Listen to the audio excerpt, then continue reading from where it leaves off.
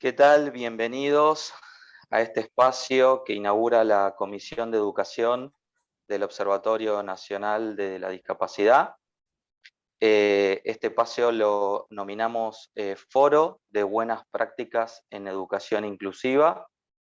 La idea de este espacio es poder recibir el testimonio de diferentes actores de la educación inclusiva y quizás, si lo logramos, aprender algo, enriquecernos de alguna forma y dar a conocer el valor de este trabajo que es tan importante y necesario para todos. En esta oportunidad, Luciano va a presentar a nuestra primera invitada, que también es miembro de la Comisión de Educación, y que no estoy yo solo, sino que estoy con todos, o con algunos de los participantes, la mayoría de los participantes y miembros de la comisión. Así que al final vamos a escucharla y al final de la ponencia tendremos algún diálogo. Luciano, ¿querés presentar a nuestra invitada? Buenas tardes a todas, es un gusto presentar a Tana Pereira, mismo de la Comisión de la Delegación de Protocolo de Caló. Es un gusto que te conozco. Buenas tardes, Tana. Gracias, Luciano, gracias, Germán. Buenas tardes a todos. Agradecerles este espacio donde podemos visibilizar estas pequeñas prácticas que se pueden replicar sin dudas en otros lugares. Bueno, yo contarles que cuando comenzó esta pandemia, allá por el 2019, empezamos todos a usar los barbijos como medida de protocolo, pero nos olvidamos de la comunidad sorda, ¿sí? Entonces quedó una gran población que no podía acceder a la comunicación, ya que todos los sordos, no son todos los sordos que manejan la lengua de señas, hay muchos que necesitan de la lectura labial, entonces se tornaba la comunicación inaccesible. Entonces empezamos a pensar, ya circulaban algunos barbijos transparentes, como los llamamos nosotros, pero eran caseros, de una tela que, bueno, yo tengo acá algunas muestras, no sé si alcanzan a ver. Empezamos a usar primero después bueno, empezamos a buscar como recursos, a ver qué podíamos hacer, sobre todo para respetar los derechos de las personas sordas, y puntualmente el artículo 9 de nuestra convención, que habla de accesibilidad, y claramente esto no se estaba respetando. Entonces elaboramos el proyecto desde SADOP, lo presentamos al Consejo Deliberante de nuestra ciudad, que es una ciudad de 200.000 habitantes, y lo presentamos también al Ministerio de Educación, con dos objetivos claros. Hacia el Ministerio de Educación, para que el Ministerio hiciera la bajada hacia sus supervisoras o inspectoras, y que pudieran trabajarlo con su equipo docente, y los docentes trabajarlos en sus aulas, también motivando e incentivando a los estudiantes a que ya desde pequeños empiecen a valorar y a respetar los derechos en el aula. ¿Por qué digo esto? Porque tenemos estudiantes con discapacidad auditiva en las aulas y claramente no se tuvo en cuenta. Entonces las docentes también empezaron a utilizar estos barbijos. Estos barbijos son de un acetato, hay que limpiarlos con detergente, dejarlos secar, pasarles alcohol, y no se empañan, pero al estar demasiadas horas hablando con el barbijo, no cumple la función y se termina empañando. Entonces hay que sacarlos, hay que limpiarlos, y no estamos hablando de un diseño universal. Entonces eso fue por un lado hacia el Ministerio de Educación. Y el Consejo Deliberante tuvimos una excelente respuesta, entonces rápidamente tomaron el proyecto y elaboraron una resolución. En esa resolución dice claramente que los funcionarios de la municipalidad y todos los funcionarios de Río Cuarto deben utilizar estos barbijos inclusivos. Y con el compromiso, esto ya es a modo de invitación, a todos los medios de comunicación, a la prensa, a los organismos como ANSES, tribunales, todas las personas que puedan estar en contacto o dando información importante a través de las cámaras, sobre todo cuando estábamos en esta época donde la información era tan diversa con respecto al COVID, y bueno, no se pensaba en esa población. Entonces, pero esto fue a modo de invitación. Tuvimos muy buena respuesta por parte de Río Cuarto, y después vino el trabajito de hormiga, que digo yo, porque cada uno desde sus redes, desde sus grupos de WhatsApp, sacamos la foto con los barbijos y fundamentamos la importancia del uso de los barbijos, respetando los derechos de las personas sordas y cumpliendo con el artículo 9 de la Convención. Con eso nos manejamos, lo mandamos hasta la TV pública, en todas redes por WhatsApp, por Instagram, y a todos los periodistas de Río Cuarto, y bueno, y algunas respuestas tuvimos. Después esto hay que sostenerlo, porque con el tiempo se va dejando de usar, entonces cada tanto hay que volver a recordar que la pandemia todavía no pasó, que los barbijos inclusivos todavía no los tenemos, entonces cada tanto es un trabajito que cada uno debe comprometerse para lograrlo.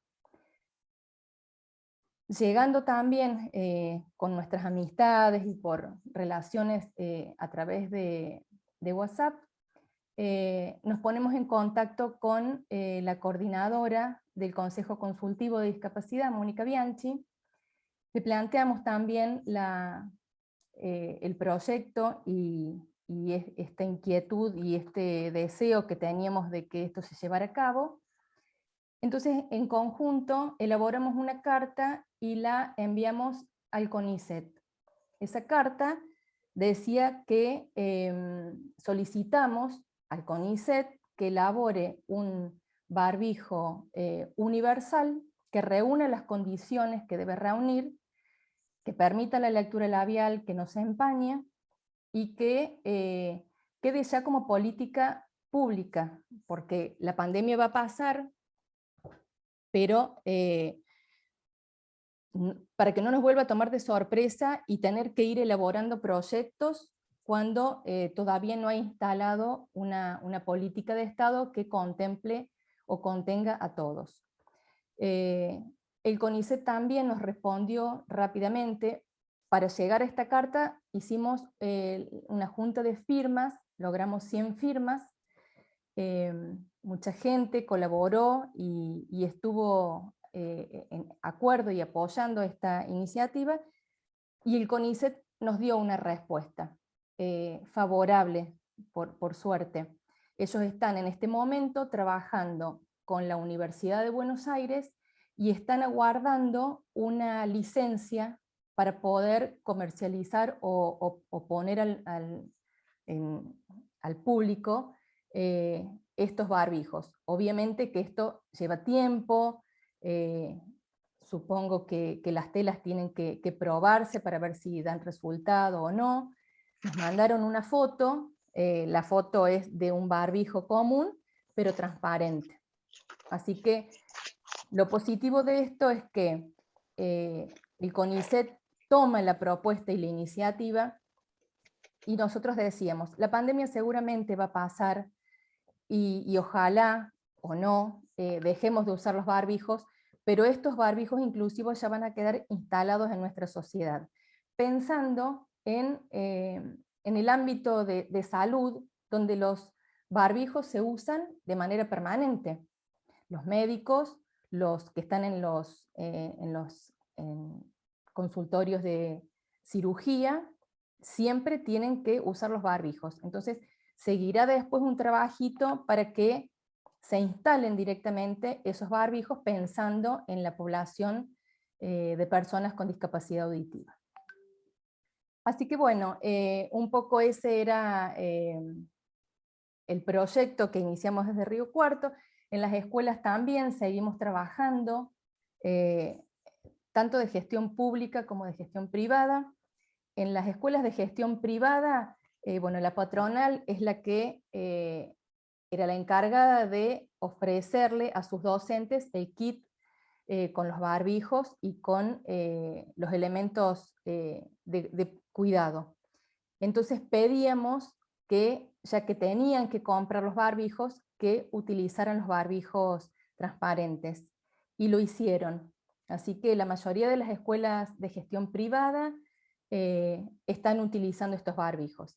Pero como les digo, siempre con esos cuidados de que como se pasan muchas horas hablando, se empañen, entonces bueno, hay que ir limpiándolos cada tanto.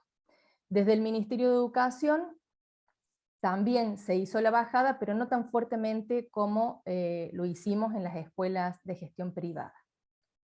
Así que bueno, esa fue nuestra experiencia, fue un trabajito un trabajo colectivo, una construcción colectiva, de boca en boca, ir concientizando y sistematizando sobre todo estos objetivos y estos valores que necesitamos tener como sociedad para poder estar todos accediendo a una comunicación que sea claramente accesible.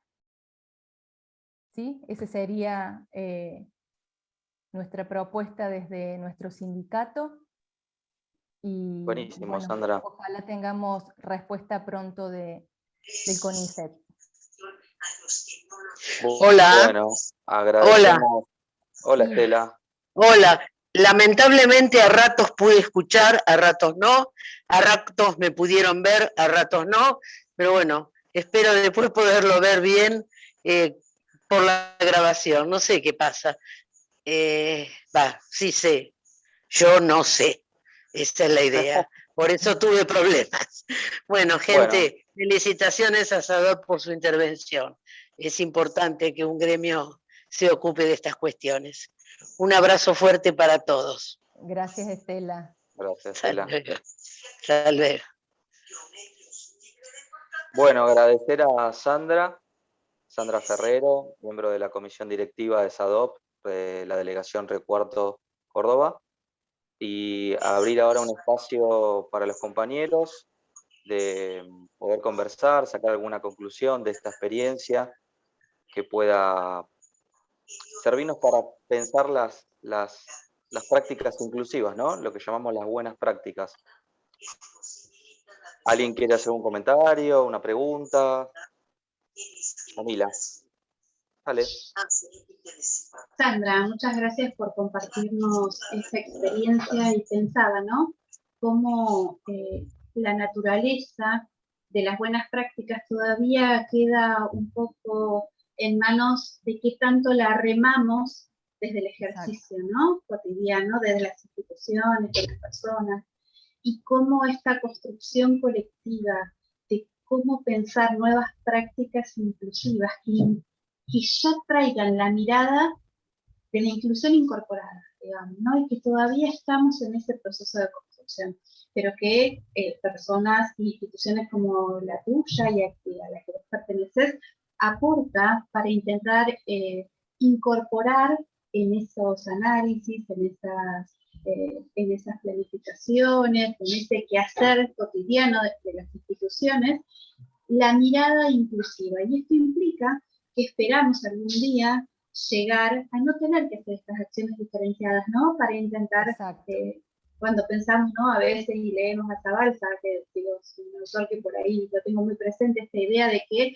cuál es el objetivo de cualquier configuración de apoyo, es que desaparezca, que en un momento ya no esté, y entonces podamos pensar en que al momento de mirar los protocolos, en este caso para el COVID, que la situación es tan inédita, o planificar nuestras clases, ya tengamos incorporada la idea de pensar cómo eso es para todos, para todas, ¿no? Cómo nuestras prácticas pedagógicas sean un espacio en el que estén alojadas y alojadas cada una de las particularidades que puede haber dentro de un aula. Y nosotros y nosotras que hablamos mucho respecto a estudiantes, también pensemos en trabajadores y trabajadoras de la educación que puedan tener hipoacusia, que puedan tener discapacidades, porque a veces nos centramos, ¿no?, en la educación inclusiva pensando solo en los estudiantes y las estudiantes, pero la verdad es que tenemos que pensar y gestionar un gobierno escolar que haga que esa escuela sea habitado por todos y todas y que esto esté pensado a priori, que no haga falta que haya un estudiante, una docente que sea sordo, sorda, que tenga hipoacusia, para que empecemos a pensar las estrategias. Y entonces me parece tan acertada tu experiencia para empezar a pensarnos y repensarnos desde los dispositivos escolares y pedagógicos con una mirada previa en la cual ya tengamos. Así que muchísimas gracias por compartir tu experiencia nuevamente. No, por favor. Sin dudas que tenemos que pensar siempre con una perspectiva en discapacidad y con un diseño universal. Y no esperar que pasen estas cosas para ir sobre la marcha presentando proyectos, porque si realmente hubiésemos estado atravesados por una mirada inclusiva, no estaríamos haciendo estos proyectos. Veíamos también todos los funcionarios en un momento tan crítico que ninguno pensó en un barbijo inclusivo, y así pensando en la lengua de señas, que también tuvieron sus reclamos porque o directamente no estaba el intérprete de lengua de señas, o estaba la intérprete y estaba tapada con los zócalos. Entonces, digo, cada vez que llevemos a cabo alguna acción, tener la mirada puesta que esa acción le sirva a todos, que sea Claro. para todos y con todos. Ahora, retomo una pregunta que dijo Yamila, ¿no? La naturaleza de las buenas prácticas. En este ejemplo, por lo menos a mí, me suscita la conclusión de que una buena práctica atraviesa instituciones.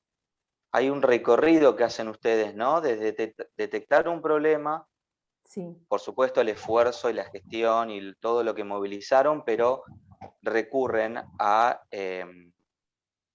era el Consejo, si no me equivoco, Sí, la el Consejo magistratura, Deliberante, sí. el Consejo Sí, Deliberantes, que es otra institución, y después al sí, CONICET, que es otra sí. institución, ¿no? Es como ciencia, política y el trabajo de campo, ¿no? Articular el recorrido que articula 3 campos y diferentes instituciones da como resultado una buena práctica. Incluso, me parece muy lindo este ejemplo, donde quizás haya un retraso en cuanto a la necesidad de respuesta, esto que decías, ¿no? De que por ahí la pandemia pasa, y bueno, y ese barbijo que no se empaña, que requiere una tecnología específica, lo estamos esperando. Aún así, es probable, como bien decís, opino igual que vos, que quede instalado en otra institución y en otro campo, que es el de la salud probablemente, Sí. que es donde el barbijo siempre se usó. Me parece maravilloso ese entrecruce de instituciones y esa deriva, ¿no? del fruto de una buena práctica. ¿Algún otro compañero o compañera que quiera hacer un comentario? Pregunta, Sí, Sergio. ¿qué tal? ¿Qué tal? Bueno, Sandra, muy interesante, Sergio. interesante, muchas gracias. Y como dijo Estela, claro, pensar que un sindicato, un gremio se dedica a esto, a este tipo de actividades, la verdad que reconforta y es alentador, ¿no? Y seguramente del caso singular se puede pasar a otras experiencias, ¿no? Yo recuerdo cuando empezó el famoso tema de los accesos en las calles, ¿no? Supuestamente era para personas con discapacidad motora, pero lo usan Sí. los emprendedores que andan con los carritos, lo usan las personas que andan con el changuito, las mamás o los papás que andan con los carritos de bebé, digo, ¿no? Como aparece por otro lado, ¿no? Sí. Yo te quería preguntar si a lo mejor, no sé si se dio, si han podido sistematizar de pronto, o tener alguna data, algún aporte de justamente estudiantes o personas con discapacidad auditiva en este proceso, ¿no? O sea, de construcción de este tapaboca, no sé si ya tiene nombre, tapaboca, o este barbijo especial, o no sé si cómo se lo habrá Nosotros lo bautizado. llamamos barbijo transparente o barbijo Ya, inclusivo. En barbijo realidad inclusivo. sería un barbijo transparente. No llega a ser inclusivo todavía, porque no cumple la función y se empaña. Entonces preferimos llamarlo barbijo transparente. O digo, habrá sido una sorpresa, además de una alegría, la, el proceso de detección de esta necesidad y del aporte, ¿no? Entonces digo, si a lo mejor hubo previsto o cómo se pudo detectar la participación, el aporte del, llamémoslo así, del destinatario directo, del sujeto de derecho, que es el que está necesitando este tipo de barbijo inclusivo, ¿no?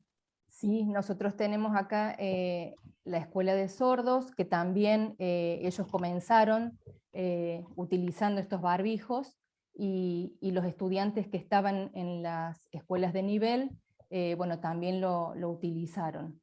Y tenemos también trabajadores sordos en la municipalidad, y ellos también lo utilizaban. Entonces, bueno, fue también como contagiar esto Claro. de ser solidario y respetar los derechos de los demás, ¿no? Así que, pero es así, es una construcción colectiva. Se pudo hacer en nuestra ciudad y sin relajarnos, ¿no? Porque por ahí pasa el tiempo y nos relajamos. Entonces, cada tanto volvemos con esto, con los mensajitos, subiendo a las redes, como para poder estar siempre presentes y que todo el mundo esté alerta de que tenemos una población con discapacidad a la que debemos respetar, y no podemos dejarlas excluidas en en ningún tema. Pensar siempre con esa mirada de inclusión. Gracias. A vos. Está muteada, Laura. ¿Querías hacer un comentario? Sí, ahí está. Hola, hola Sandra. Hola Laura. Bueno, interesantísimo. Bueno, son una pequeña reflexión, un efecto, esta buena práctica que comentás ha sido, digamos, uno de los efectos favorables de una situación mundial muy perturbadora, ¿no? Sí. Pienso también que la situación del contexto de una ciudad pequeña ha facilitado esa transversalidad Sí. de las acciones de distintos actores sociales, como el sindicato, el Congreso, Sí. la comunidad. Sí. Del uno, digamos, al todo. Y es un buen camino, sin ninguna duda es un buen camino. Creo que también que haya sido un sindicato que tiene más peso que una organización civil determinada en alguna discapacidad o con algún objeto, el hecho de que haya sido un sindicato que haya tomado esa posta ha sido muy constructivo también, porque tiene una voz más fuerte que muchas organizaciones de la sociedad civil. Así que bueno, eso también es para aplaudir. Y alguna experiencia similar también se dio acá en Capital Federal con Copidis. Copidis elaboró el barbijo transparente. Como decís vos, no es inclusivo porque yo lo uso, lo tengo, se empaña. Sí. Pero no ha logrado ni siquiera el propio Comité para la Integración de las Personas con Discapacidad de la Capital Federal, ni siquiera ha podido lograr ese resultado que lograron ustedes allí en Río Cuarto, porque no ha salido, no ha tenido más trascendencia que las propias paredes de Copidis. No ha tenido, ni el mismo gobierno ha repetido la práctica de Copidis. Sí. Yo usaba los barbijos de Copidis transparentes, iba a los organismos de gobierno, iba a las escuelas y nadie los tenía. Claro. Yo los tenía porque mi institución se abocó especialmente en buscarlos, en ir a buscarlos, en repartirlos, pero no lo hizo, o sea, el propio gobierno, porque Copidis es un órgano de gobierno, los creó, los mandó a hacer, los elaboró, pero el gobierno no los utilizó, no los aplicó, no los repartió. Sí. En ese momento se mostró que no hubo una comunicación, no se valoró el esfuerzo de la Comisión para la Plena Inclusión de las Personas con Discapacidad de la CABA, un presupuesto perdido porque no se usan, no se reparten, nadie los va a buscar, no los tiene ningún docente, no los tienen los organismos de gobierno. Es más, no, es como que pasó invisible el tema. Bueno, una buena práctica en hay un que lado, sostener estas prácticas. hay que sostenerla, Porque si no, pasa esto. Si uno tiene la convicción, hay que llegar hasta el final. Y el trabajito de hormigas es ese, sostenerlo, sostenerlo, sostenerlo, hasta que se instale. La acción política es una acción instantánea que no se sostiene en el tiempo, como un hecho político coyuntural por la galería, digamos, pero que no se sostiene en el tiempo para convertirse en un hábito, en una conducta. Exacto. Muy interesante y los felicito. Bien, muchas gracias. Gracias, Laura. Y no tengo preguntas para vos porque has sido absolutamente clara. Bueno, me alegro mucho. Bueno. Yo tengo una pregunta. Sí, Leo, cómo no. Sí, Leonardo. Estoy con baja conectividad, por eso no prendo la cámara, así puedo hacer la pregunta. Bueno, antes que nada, felicitaciones, porque está muy interesante y creo que tiene un impacto más que positivo.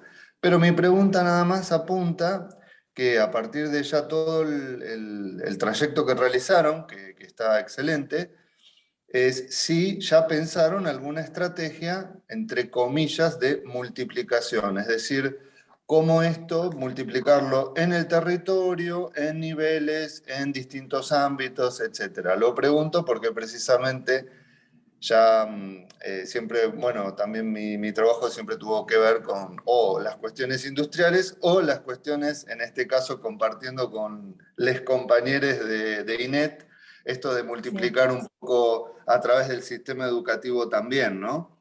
Pero bueno, esa es la pregunta y por supuesto a disposición. Y gracias, felicitaciones. Gracias, Leo. Sí, yo creo que hasta que no tengamos la respuesta o ya el barbijo con la licencia desde la universidad y desde el CONICET, no podemos hacer más que esperar. Una vez que ya los tengamos, ahí sí seguirá el trabajito hacia todas las instituciones, hacia todos los lugares donde porque ya no hay excusas. O sea, el barbijo que se pidió ya está, y hay que usarlo y hay que exigirlo, porque ya es un derecho exigible el de la comunicación accesible. Pero hasta que no tengamos confirmado, no podemos, hasta acá llegamos. Obviamente que cada tanto vamos mandando algún mail, algún mensaje para ver cómo va, para que tampoco quede en el olvido, pero por lo que nos dijeron, ellos están trabajando y hay que respetar los tiempos de las licencias y todo lo que ellos sugirieron. Pero además es un lindo ejercicio, ¿no?, de articulación, como decía Laura, de comunicación y de articulación institucional, porque en la próxima puede ser otra cuestión y ya tienen hecho un camino con el CONICET y bueno, con la gente ahí de la política, ¿no? Es que sin en ese duda sentido es muy que valioso. los logros no son individuales, son construcciones colectivas y se logran a través del contacto y el trabajo en red. No hay otra forma de lograr lo que uno se propone. Siempre colectivamente. Perdón, discúlpame que justo me metí una sílaba.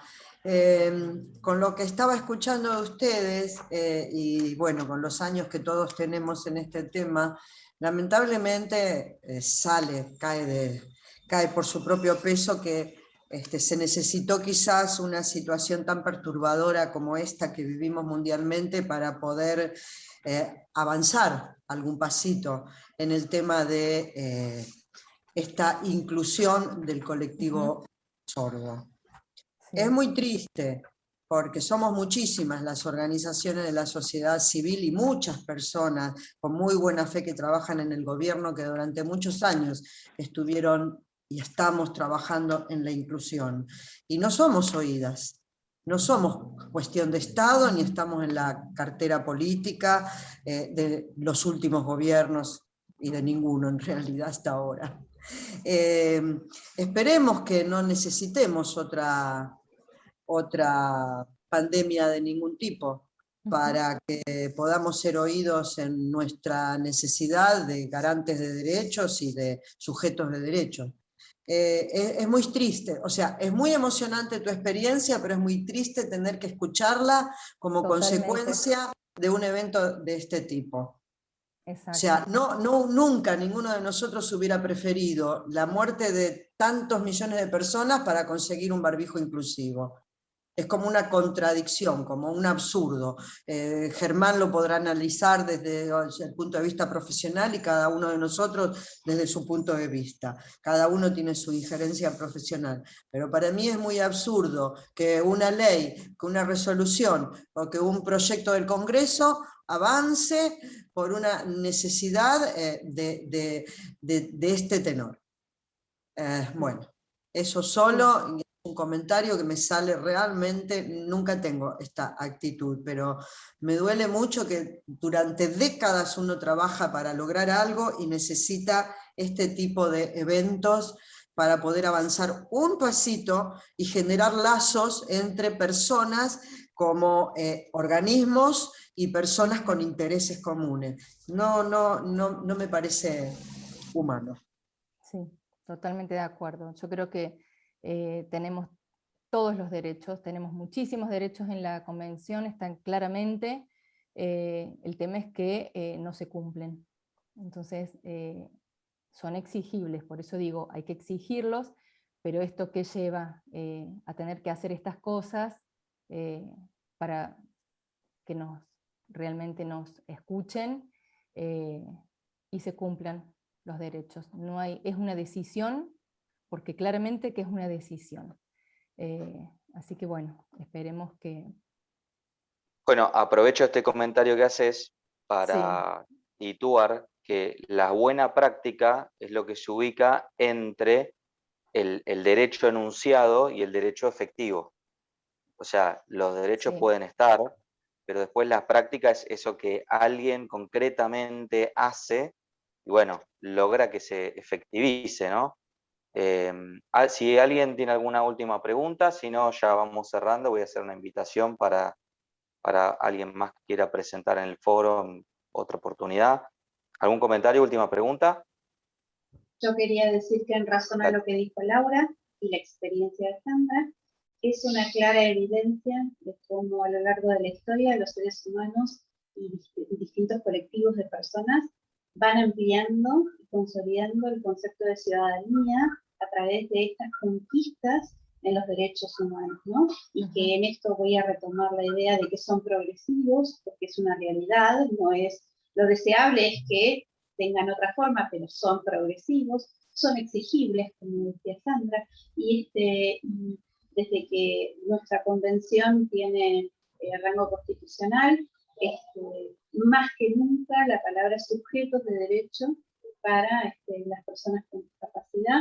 Parte del rol que cumplimos desde esta comisión de trabajo, desde este grupo de trabajo, es llevar a la práctica real aquello que está escrito y que ya sabemos que no alcanza porque está escrito. Es un resguardo del cual, es un respaldo en el cual nos basamos para poder avanzar, pero que ya nos dimos cuenta que esto automáticamente no se traslada a las aulas y que hay que hacer un trabajo constante, sonante, para que se convierta efectivamente en un ejercicio de derechos y que se consolide. Bueno, muchas gracias, Sandra, porque creo que estas prácticas van en este sentido. Gracias a ustedes. Bueno, si no hay ningún último comentario o pregunta, ya vamos cerrando este espacio y los invitamos a cualquiera que quiera presentar, participar de este foro con su presentación. Nos vendría muy bien tener mayor cantidad de testimonios de buenas prácticas porque sabemos que las hay, pero no se visibilizan y no nos perdemos de ese efecto de réplica, como decía Leo, que es tan importante. Así que hecha la invitación para cualquiera que quiera participar, enviarnos su testimonio, poder comentarlo, sacar algunas conclusiones, como estamos haciendo en este momento. Los esperamos. Abierto el espacio desde la Comisión de Educación del Observatorio Nacional de la Discapacidad. Bueno, hasta la próxima. Saludos, gracias a todos. Muchas gracias.